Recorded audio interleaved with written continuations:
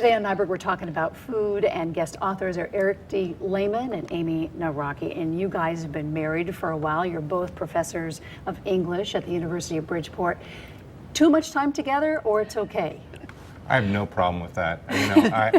Some people, that's a question we get all the time, actually, and I never get sick of her, so. I think we got really lucky, and we're so compatible that we enjoy not only each other's company as husband and wife, but as colleagues, and it's a great relationship for us, and we really like working together as. Now, working through this book, A History of Connecticut Food, and you've written many other books, and you took, I'm going to show the book right here, took you about a year to crank this out. Mm-hmm. And you do a lot of creative writing, as do you, mm-hmm. but you're a poet.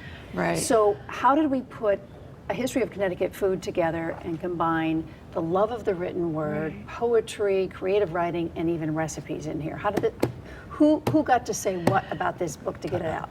This one was pretty organic, the way it came together, and which is appropriate, I guess.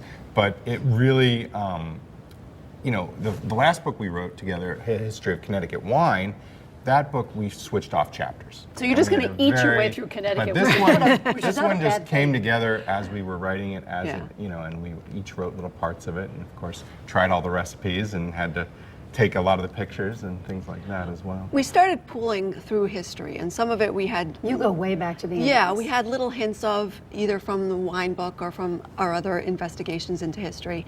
So we had little threads, and then we kept pushing and pushing the history side, and that led us, of course, to recipes, old recipe books, and we dove into those and just started seeing what were some commonalities, so we knew not only was it being made in New England, but specifically in Connecticut, and then started trying them out and seeing could we modify them well enough to bring it into a modern kitchen.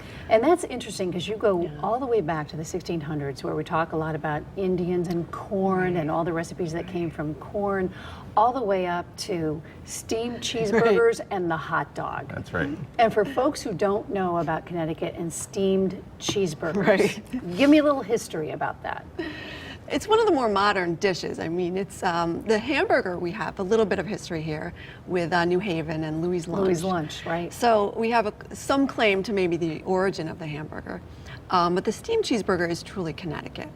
And it developed in the middle of the state, in Middletown and Meriden area, and then New Britain and that region.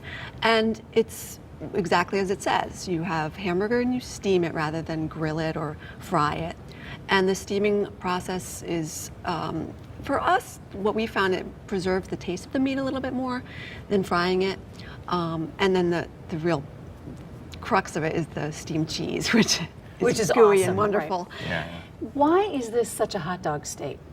You wrote a whole chapter on that. What's the deal with hot dogs in Connecticut? We did find that sausages had always been a very popular thing in the state, and of course we have Polish immigrants like Amy's ancestors coming here and with the kielbasa and everything, but it went back even further than that, and really was a popular thing. So that's one reason maybe it was natural to move into hot dogs, because people had already loved this tubular meat all the way up, all the way through. When you drilled down and looked at the state and our heritage and the food, what did you take away from this after it was written?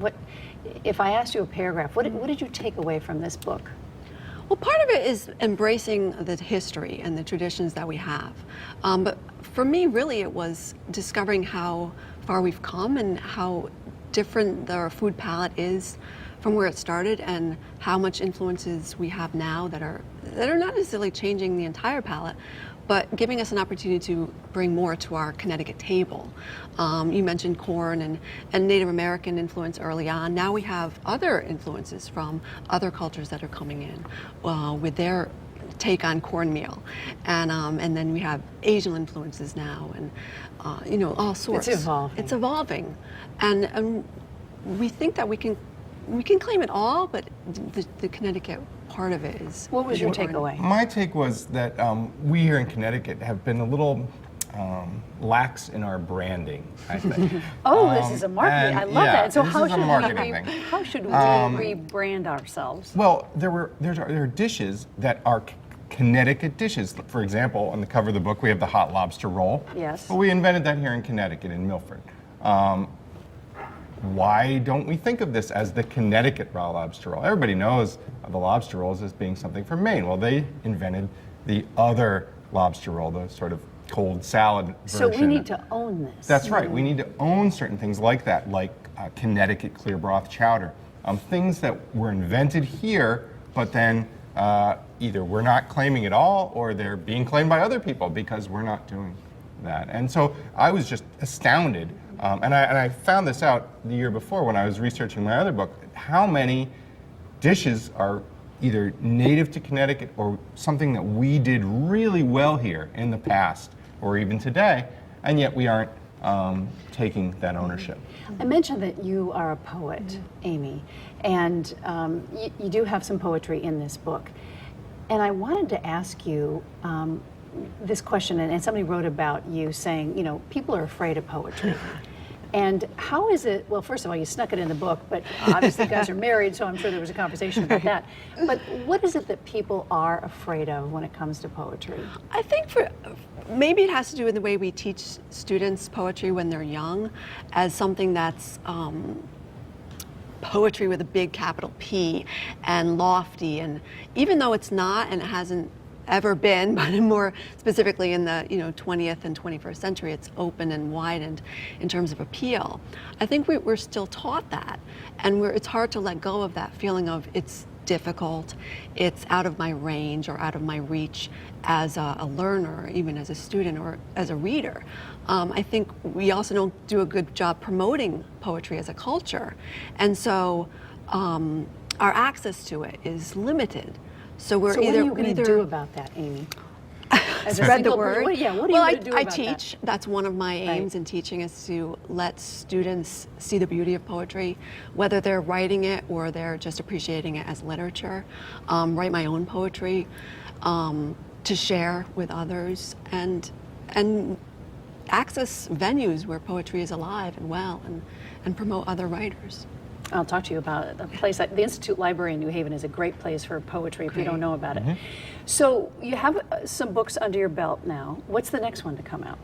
I have a memoir coming out this spring called A Foot in Connecticut, about hiking in the state. And when I first came here, You're not old enough. the first decade I was here, I literally spent every weekend in the woods and hiking all the paths in Connecticut. And so I have a little memoir coming out about that. And it also includes a little bit about how we met, too. So. Which will be awesome. I think that I love what you guys are doing because you're writing about the state of Connecticut and you're getting some hidden gems out there, and it is mind-boggling how many things you can write about, from the trees in the Connecticut to the kind of nuts we have, the kind of flowers that we have. And I think that school children can take a lot from this. Right? These are almost primers in some respects. And we talk a lot about the written word, and when you first came in I said, well, lots of folks are just on their iPhones and what up dude smiley face, and they're not paying attention to the written word, and that's something that you all are doing a great job of, and continued success. When we look at this book, and some of the recipes are in here, and you said you borrowed from some of the old historic recipes and some of the new ones, what can't we put in the new recipes that we could put in the old, and vice versa? What did you find as far as ingredients went? That's a good question. Well, here's a good example. There was a drink that they loved in revolutionary times called Hot Flip. And it was... got its name from? Beer and... The way it's made, I think. Yeah, the way it's made. And rum, and then they would take a hot poker and... Oh, and there were eggs and cream and sugar. And then they would, so they'd make it in these huge mugs, and they would stick a hot poker in, and it would foam up. And people loved this drink. But sticking a hot poker into something like this, first of all, is dangerous. But second of all, it makes it very bitter. And it's a taste that they were much more able to eat bitter things than we are today. And so some of those kind of things that they found tasty, we simply don't anymore. We're used to more sugar, for example, in our diet.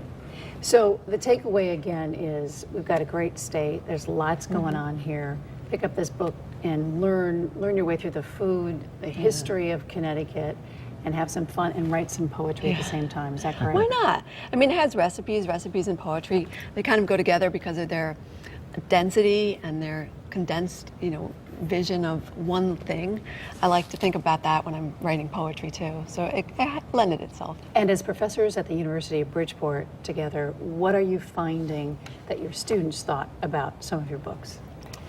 I think they like really it. get into it. I think what's intriguing to them is, they're coming often from places outside of Connecticut. So in some respects, I think they enjoy learning about a state that they may be only visiting for a little while, but allows them to feel a little bit more home than they might be otherwise.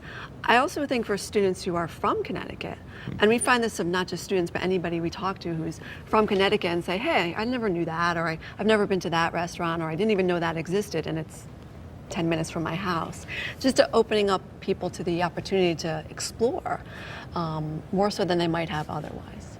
Well, thank you so much for being on. Continued success, and Thank I'll you for look for having the memoir at your very young age coming up soon. Thank you, Ann. Amy and Eric.